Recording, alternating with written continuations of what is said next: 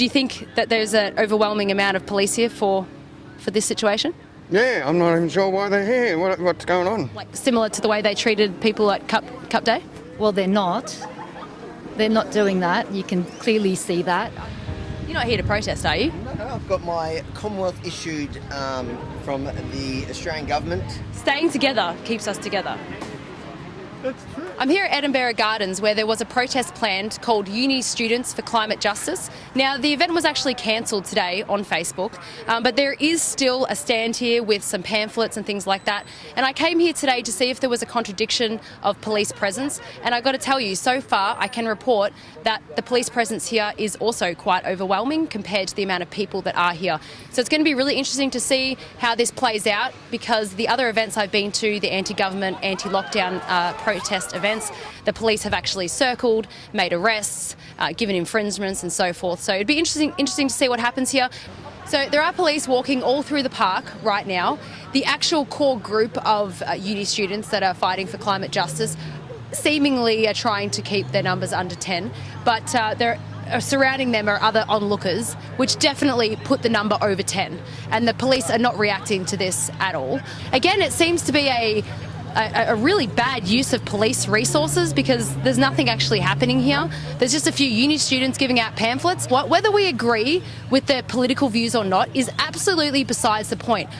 They have the right to gather, to voice their concerns. And to see such a huge police presence around a few uni students, no matter what they're protesting, they could be protesting to change the colour of the trees in this park. I don't care. They have the right. And to be surrounded by police and intimidated by the presence is an interesting thing to see. Right now, they're actually questioning Avi Yemeni, which I find interesting because we all know who Avi is, and they know that he's here to work. He's actually not here to protest, obviously. So we'll see how this all pans out. So you can have my work permit, and you can just change change the names on it. All right, no worries, we'll do that. Does Reed not want to hire me for a minute? Sure. What's happening? What's happening? Avi's just updating his paperwork. I find it quite interesting that these work permits, which allow us to leave our home further than 25 kilometres, can actually just be changed right in front of the police, right in front of them. So you wonder the validity of this paperwork, the fact that they can be changed right in front of the police. I find kind of humorous, to be honest. So tune out and sign up to Rebel News. Oh, you did it! How good was that? That was smooth. That was smooth. Oh, It was smooth. It was well played. I think they've come to make sure that not more than 10 people group together. Do you think that that's an important thing for the police to be doing? No, people gathering together is a good thing. But is it dangerous for COVID? No. COVID's Why not? safe as far as I'm concerned. Why? There's no proof of it. It hasn't been isolated. So Did you see any footage from the protest on Tuesday? I was there. Okay. How do you feel about what happened there? It was disgusting what happened. Yeah, just taking people off one by one, and what for? Just because they wanted to protest? There's mixed messages there when the chief of police says, it's okay to protest, and Daniel Andrews says it's not. Mixed messages, so. I would just like to make it clear that there's more than 10 people in this circle right now, and there's no police in sight. When we were standing there was more than 10 people in a group. Oh, 100%. Yeah. You know what? Did you notice that the police didn't bother them until we got there? Do you think the police are going to treat it similar to the way they treated people at Cup Day? Well, they're not. They're not doing that. You can clearly see that. I watched that. I did not attend, and I was mortified.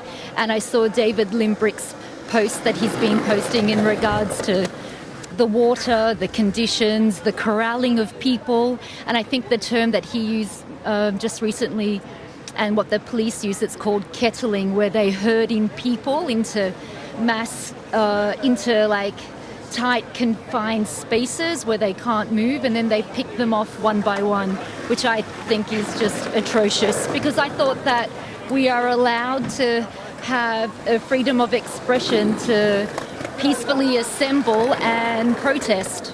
Since when has the government been turned everything around? We choose the people that represent us, and we have legislation in place to control them, but somehow along the years, that legislation has been turned around onto us to control us.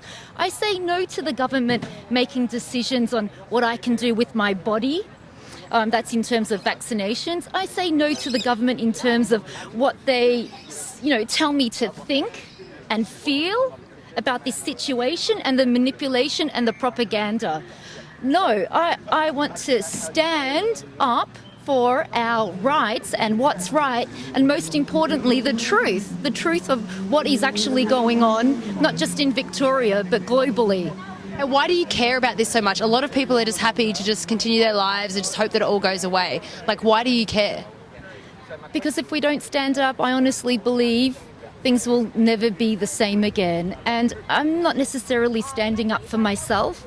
I'm single, I don't have any children, but I care about other people, I care about other people's children, and I want the best for everybody. That's really nice. Well, thanks for coming down to see me. It's okay. You so much. Let's hug quickly. Oh, thank you. Before they say it. This document here is the biggest document I've ever found in my career. I'm 65. I mean, I've been fighting corruption, from the time I was 20. And I've never seen a document where 70 police are the conspiracy theorists. I mean, I couldn't write this. So these are some good cops and bad cops. Yeah. These are the good cops that are going to disclose the bad cops. It's simple as that. It's simple. And we'll find someone in Victoria. They'll all be talking. They're going to be more whistleblowers in Victoria because they've had to do this shit to us in the biggest lockdown in the world. But they have told me that if I disturb the peace, I will have to leave. I asked for a clear indication of what the peace is, and he said, you know what that means. I said, well, actually, I don't know what that means, but okay, sure, we'll see what happens. I don't plan on disturbing the peace, by the way.